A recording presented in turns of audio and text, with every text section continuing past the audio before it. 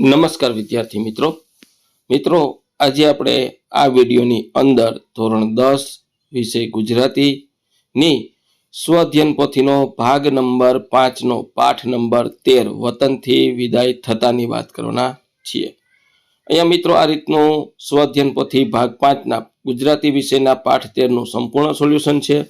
મિત્રો આવા સરસ મજાના સોલ્યુશન મેળવવા માટે આપણી ચેનલને સબસ્ક્રાઇબ કરો અને આ વિડીયો તમારા મિત્રો સાથે શેર કરો। તો શરૂ કરીએ ધોરણ 10 વિષય ગુજરાતી સ્વઅધ્યયન પોથીનો ભાગ નંબર 5 નો પાઠ નંબર 13 વતનથી વિદાય થતા। અહીંયા સૌપ્રથમ વિભાગ બી આવે છે। નીચેના જોડકા યોગ્ય રીતે જોડીને ફરીથી લખો। એમાં પહેલું એની સામે આવશે બ, બીજાની સામે આવશે અ, આ રીતના જોડકા થશે। ત્યાર પછી બ, નીચે આપેલા વિકલ્પમાંથી યોગ્ય વિકલ્પ પસંદ કરી ખાલી જગ્યા પૂરો। એમાં ત્રીજું વતનથી વિદાય થતા કાવ્યનો સાહિત્ય પ્રકાર સોનેટ। ચોથું વતનથી વિદાય થતા કાવ્ય અંતરિક્ષ કાવ્ય સંગ્રહમાંથી લેવામાં આવ્યું છે। ત્યાર પછી પાંચમું સોનેટ સાહિત્ય પ્રકાર 14 પંક્તિઓ હોય છે। છઠ્ઠું કવિને 2 હાથ ઊંચા કરીને બા બોલાવે એવી ભ્રમણા થાય છે। સાતમું વતનથી વિદાય થતા કવિ વતનનો તલસાટ અનુભવે છે।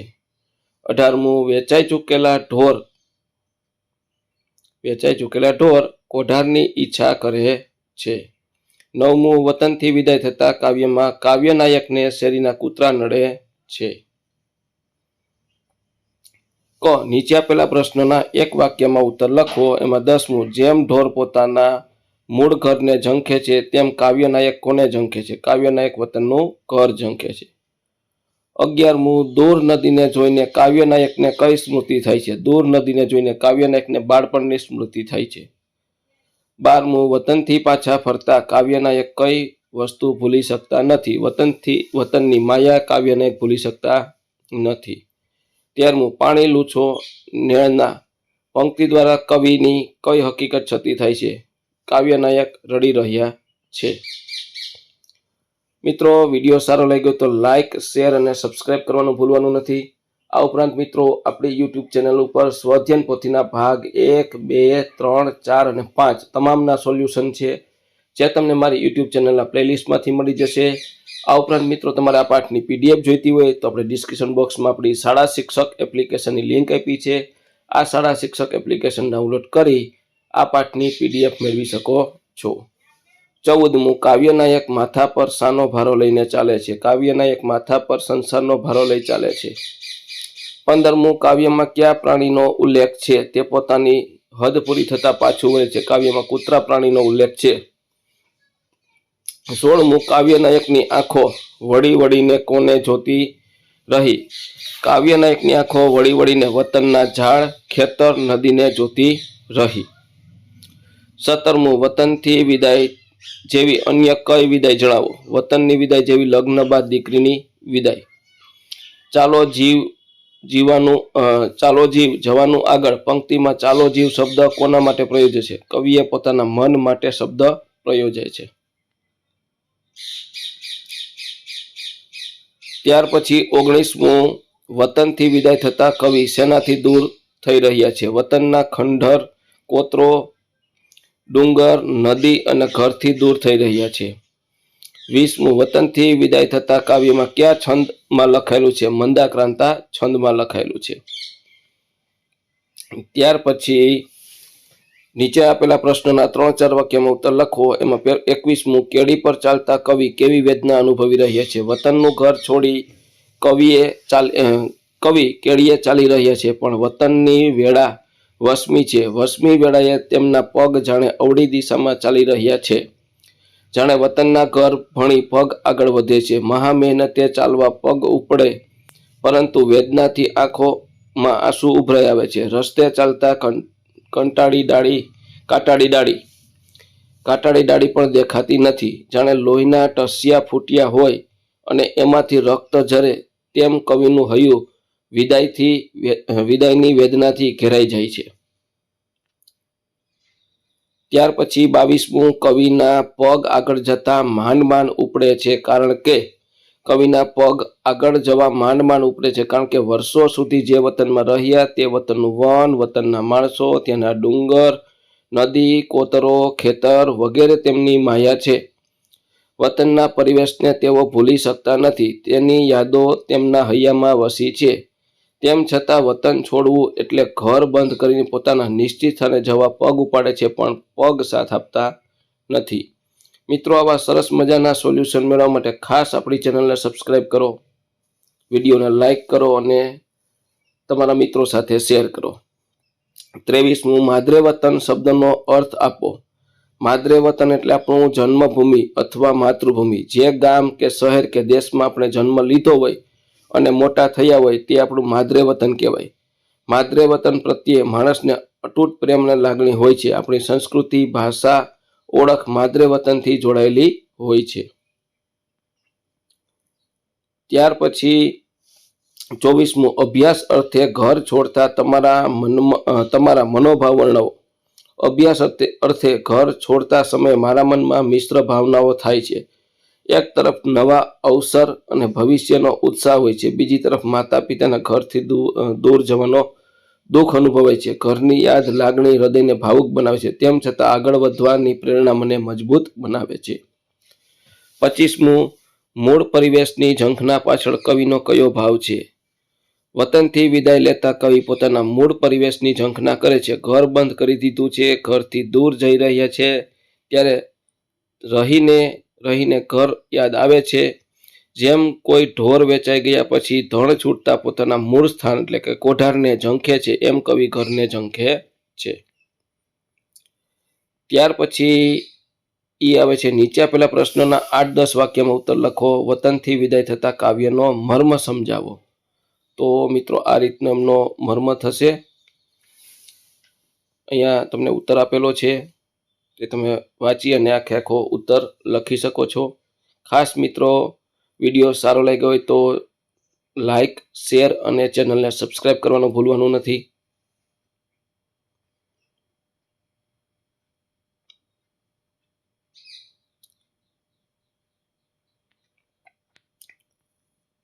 ત્યાર પછી 27મું, વતનથી વિદાય થતા સોનેટમાં કવિએ પ્રયોજેલી ઉપમાઓની યથાર્થતા ચર્ચો.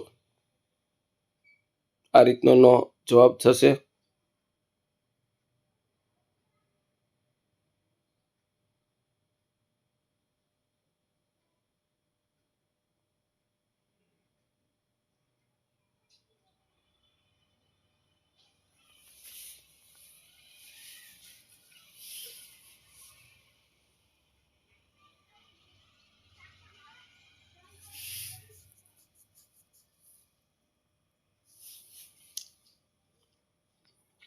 ત્યાર પછી વ્યાકરણ વિભાગ આવે છે. આપેલા વિકલ્પમાંથી સાચો વિકલ્પ પસંદ કરીને જવાબ લખો. નીચેના શબ્દની સાચી જોડણી શોધીને લખો.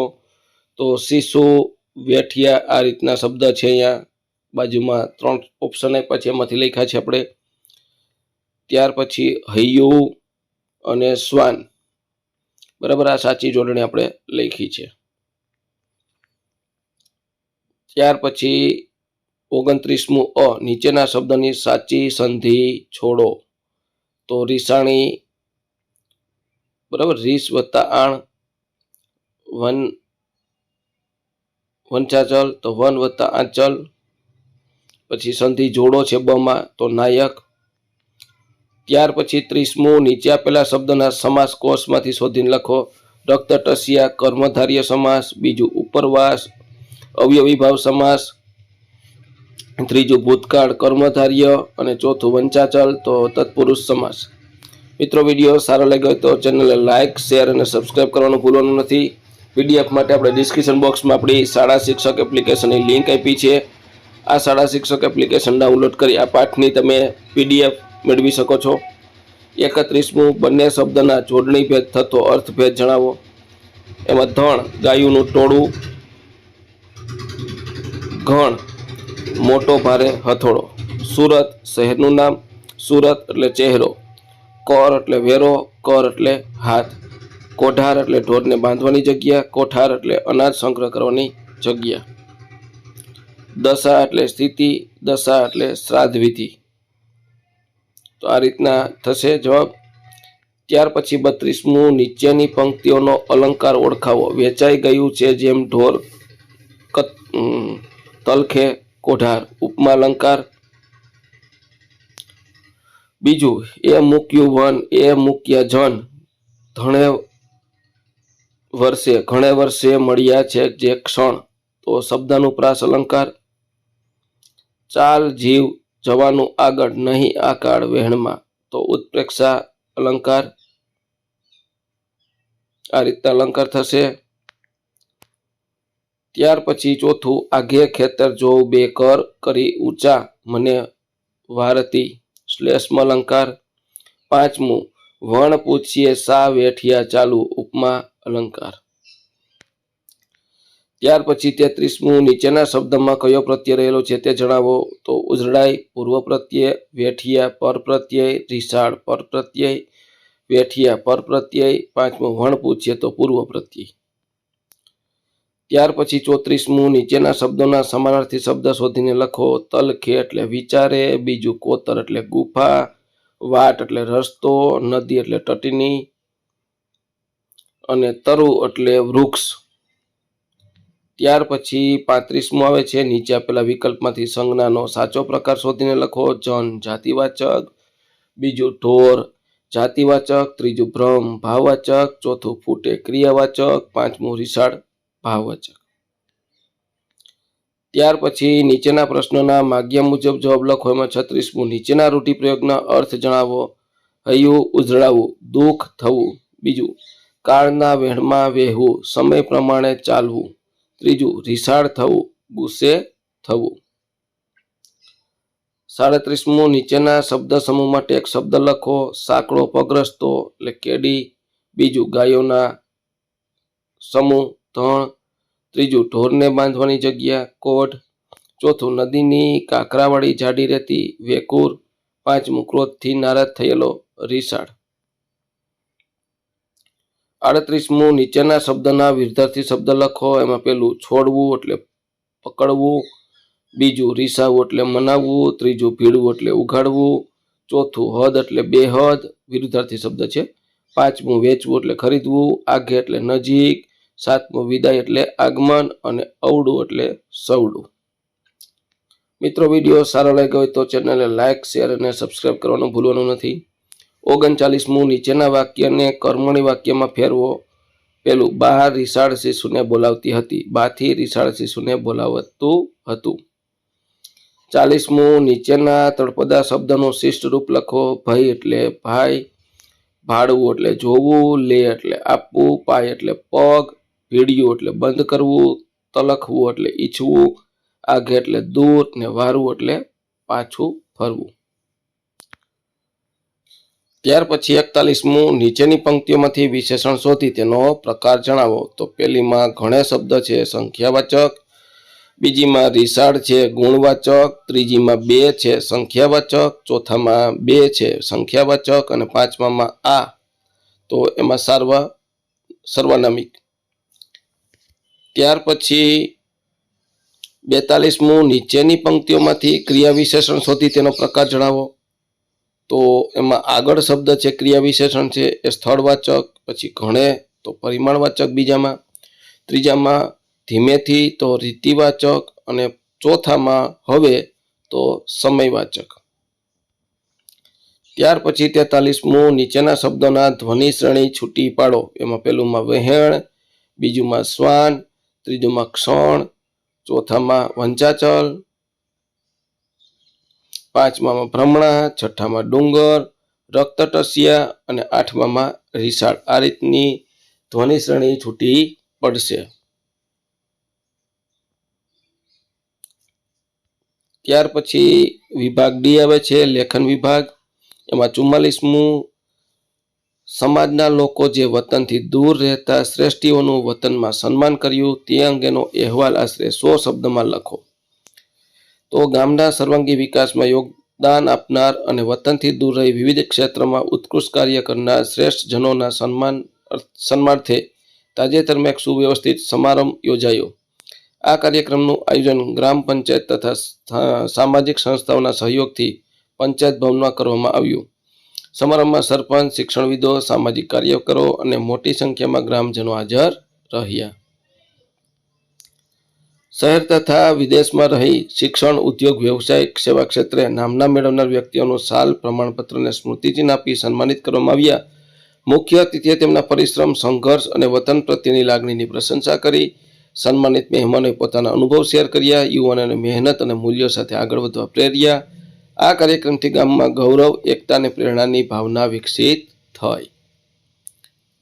ત્યાર પછી મિત્રો નિબંધ છે મારું બાળપણ, પ્યારું વતન, મારા બાળપણના સ્મરણો. નિબંધ લખો. તો પ્રસ્તાવના: મારા જીવનમાં વતનનું સ્થાન અનન્ય છે. મારું વતન મારી ઓળખ, સંસ્કાર અને લાગણીનું કેન્દ્ર છે.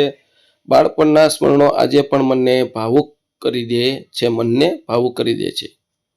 વતનનું કુદરતી સૌંદર્ય: હરિયાળા ખેતરો, સ્વચ્છ હવા, શાંત ગલીઓ, મંદિરનો ઘંટનાદ વતનની વિશેષતા છે. સવારની ઠંડક અને સાંજની આરતી મનને શાંતિ આપતી. બાળપણની રમતો અને મિત્રો: ગલીઓમાં દોડવું, રમકડા રમવું, મિત્રો સાથે હસવું, રડવું બાળપણના મીઠા દિવસો હતા. આ મિત્રોએ સહકાર અને પ્રેમ શીખવ્યા. ત્યાર પછી શાળા જીવન: શાળાના શિક્ષકોની સ્નેહભરી સમજણ અને શિસ્તભરી વાતાવરણ, જ્ઞાનની સાથે સંસ્કાર મળ્યા. તહેવારો અને સંસ્કૃતિ: દિવાળી, નવરાત્રી, મેળાઓ દરમિયાન સમગ્ર ગામમાં એક જ પરિવાર સમાન લાગતું હતું. શીખેલા મૂલ્યો અને ઉપસહાર: તો મિત્રો આ તો આપણું ધોરણ 10 વિશે ગુજરાતીની સ્વઅધ્યયન પોથીના ભાગ 5નું સંપૂર્ણ સોલ્યુશન જોયું. મિત્રો આવા સરસ મજાના સોલ્યુશન મેળવવા માટે આપણી ચેનલને સબસ્ક્રાઇબ કરો અને આ વિડીયો તમારા મિત્રો સાથે શેર કરો. બીજું કે મિત્રો આપણી યુટ્યુબ ચેનલ ઉપર ધોરણ 10ના સ્વઅધ્યયન પોથીના ભાગ 1, 2, 3, 4 અને 5ના તમામના સોલ્યુશન છે, જે તમને મારી યુટ્યુબ ચેનલના પ્લેલિસ્ટમાંથી મળી જશે. અને મિત્રો આ પાઠની PDF મેળવવા માટે આપણે ડિસ્ક્રિપ્શન બોક્સમાં આપણી શાળા શિક્ષક એપ્લિકેશન લિંક આપી છે, ત્યાંથી તમને આ પાઠની PDF મળી જશે. આ ઉપરાંત મિત્રો તમારે ગાલા અસાઇનમેન્ટ 2026નું સોલ્યુશન જોઈતું હોય તે પણ આપણી યુટ્યુબ ચેનલ ઉપર અને આપણી એપ્લિકેશન ઉપર ઉપલબ્ધ છે, ત્યાંથી તમને ગાલા અસાઇનમેન્ટનું સોલ્યુશન પણ મળી જશે.